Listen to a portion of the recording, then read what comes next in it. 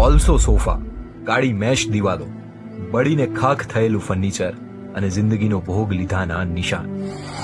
ગુરુવારની રાત્રે ગોધરાના ગંગોત્રીનગરમાં દોશી પરિવારમાં બનેલી કરુણાંતિકા ખરેખર ડરામણી છે.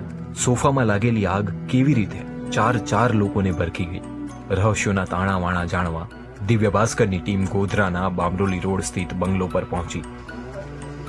મેઇન ડોર ખુલ્લો હતો અને કેટલાક યુવાનો ઘરમાંથી થેલા ભરીને બહાર કાઢી રહ્યા હતા. ભાસ્કરની ટીમ જોઈને હાથમાંથી થેલા મુકાઈ ગયા. પોલીસના બહાને અમારી ટીમને અંદર જતા રોકવામાં આવી. એ પછી મહા મહેનતે અમને અંદર જવા દીધા. અંદરના આ દ્રશ્યો જોઈ વિકરાળ આગની ભયાનકતા સમજી શકાય છે. ટીવી, પંખા, મૂર્તિઓ અને ઘર વખરી બધું જ ખાખ થઈ ગયું છે.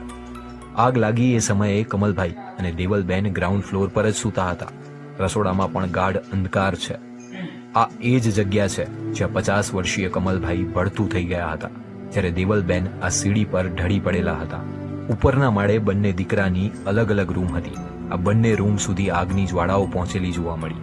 મોટા દીકરા દેવની સવારે સગાઈ હતી અને વહેલી સવારે પરિવાર વાપી જવા નીકળવાનો હતો, પણ દોશી પરિવાર માટે એ સૂરજ ઉગ્યો જ નહીં. સોફામાં જ આગ લાગવાનું કારણ શું?